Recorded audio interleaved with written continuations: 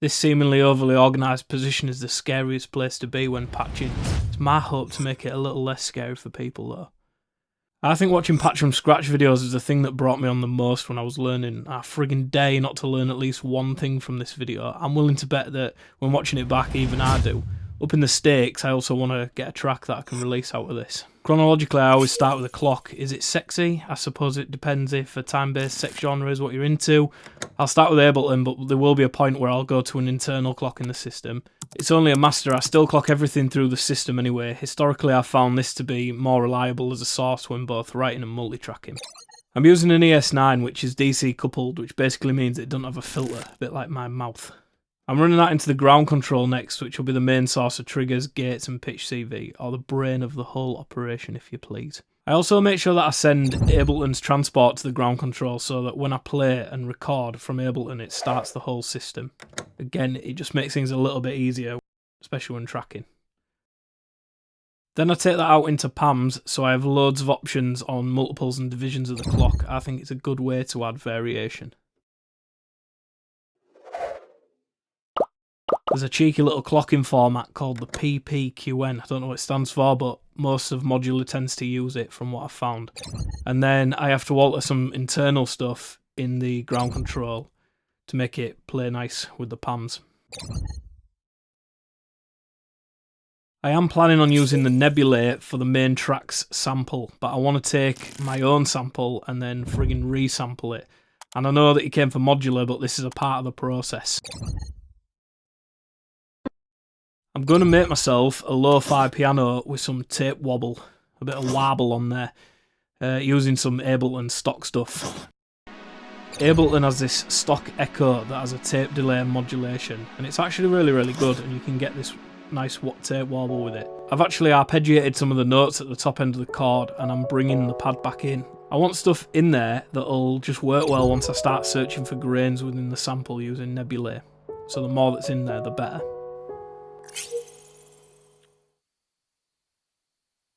I'm bringing the nebulae in stereo, which will be far better when I come to mix this track, and it'll give it most of its width, I imagine. So this module basically chops the sample into parts that we call grains, and then it'll move through them depending on how the knobs are set. That's what she said. I just want to experiment and spend some time finding a granular version that I like, because this is going to be quite an important element of this track.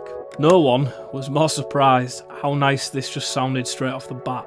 And it's just a coincidence based on the knob position, that's what she said. The Arps is lovely for modulating stuff like this. It's lovely for modulating everything, to be honest, but each parameter can be moved independently and obviously in slightly different timings and things, which it stops the sample being so stagnant and makes the loop more interesting and adds a bit more of an organic sound to it as well, which I like.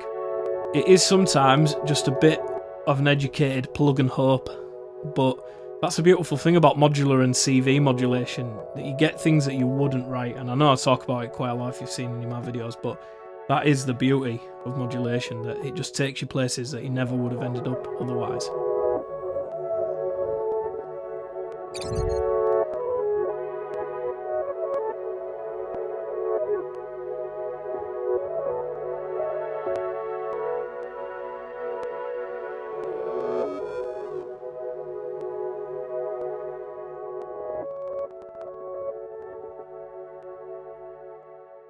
Modular drums are my absolute favourite, and I always bang on about them, despite at times them getting quite a bad rep for whatever reason.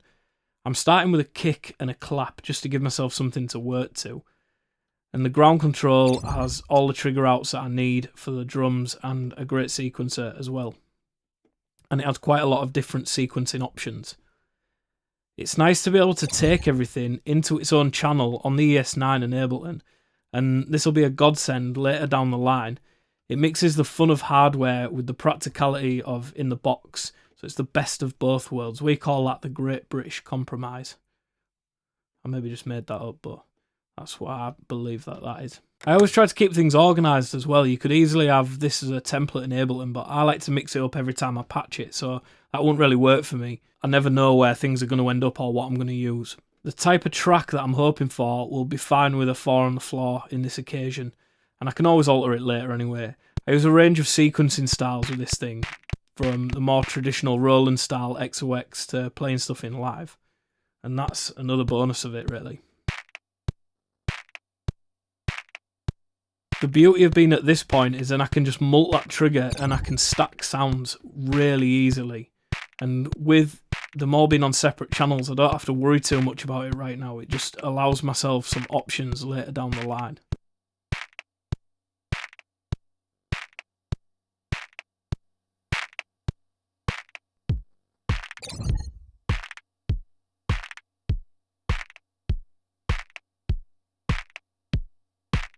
I need the sample out of the way of the kick, and only because I don't have anything wrapped up at the minute that would sidechain it and do that, I'll just throw a plugin on. And to be honest, sometimes some things are just easier in the box.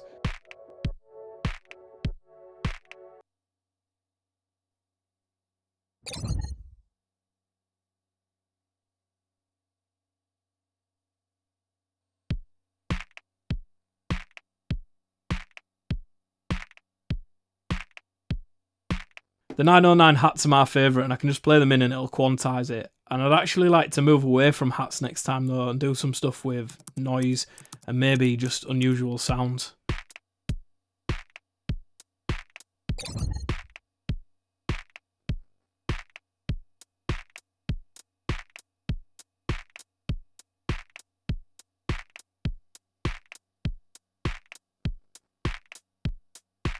Here it is all together so far. It's so quick to build loops like this once you get the system right. Okay, I'm actually moving to the internal clock now with the ground control. I was getting some stability issues, which is, I promise it's never happened to me before, I can assure you. I'm speeding things up as well. It's nice to write a little bit slower but then speed it up to listen back. So this fracture is by far my favourite percussion module, but it was ringing out a little bit too much, so I'm trying to tighten it up.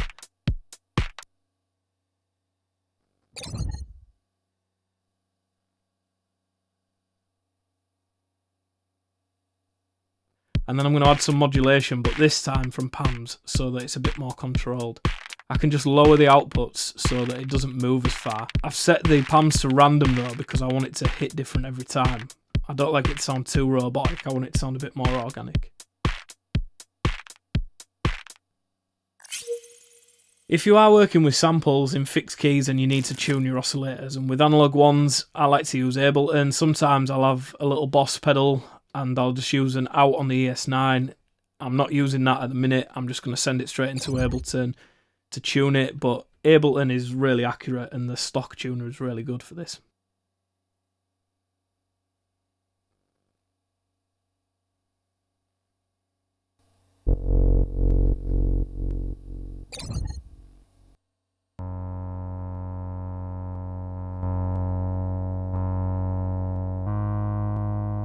So I'm at a point where I'm just about to record the bass and I've had a nightmare and I've realised that I've not clicked on a new project like I thought I had. And I must have just got the button combo wrong. It's like Tekken 3 and it was overwriting a song that I'd actually spent a long time on.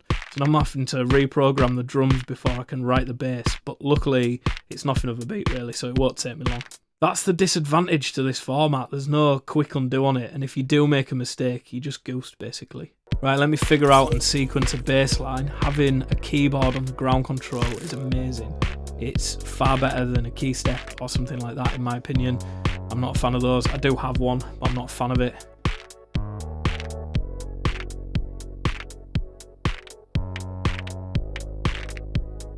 So I'm going to make the bass on this just mildly more sustained than the kick, and I do normally have quite a sustained bass. I'm just trying new things. Just trying new things today.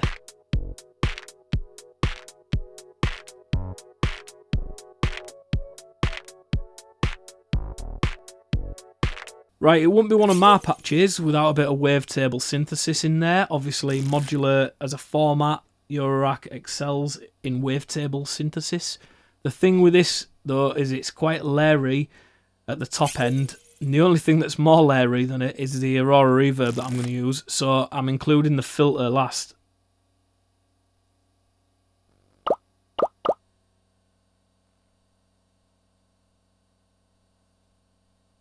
This and the nebulae don't have envelopes being gated, so they're just going to play all the time and drone all the time. So I'm using Ableton to bring them in and out, but with the SWN I can actually just use the cutoff on the prism as well. This is also in stereo. I'm not going to have it droning though, but I will try find the right chord in this mode because it's far easier to hear if it's working with everything else in the patch.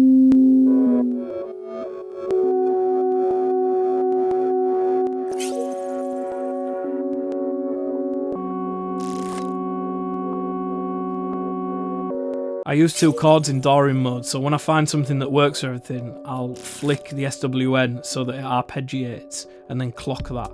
And then you can adjust the rate to be the division that you want. And it's got internal LFOs and VCAs, and it'll basically use that LFO to flip between them.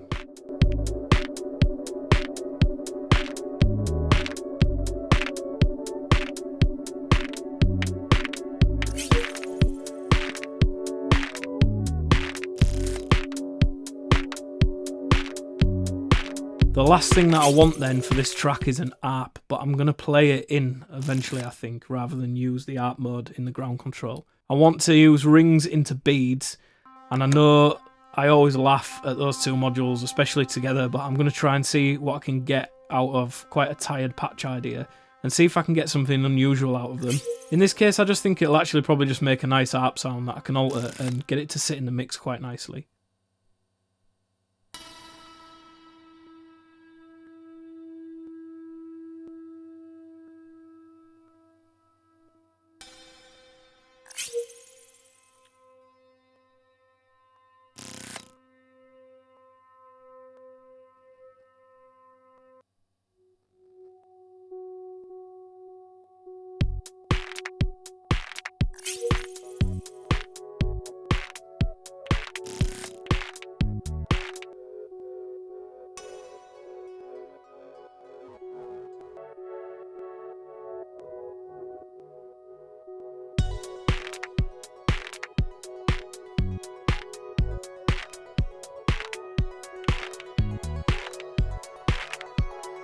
The other thing is I love how many various patch options I have with those 2 modules, and by the time I feed the aux into it, it'll end up giving the track a lot of movement, just that element alone.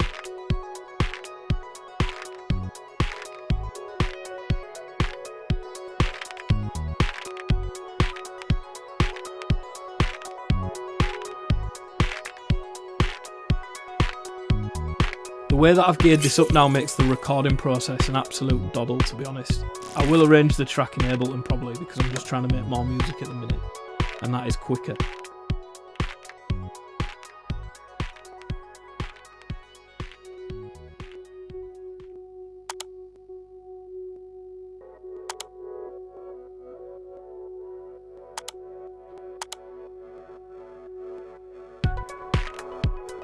I'll record a fair bit of it though, and play the system to add some options in the arrangement and mixing stages.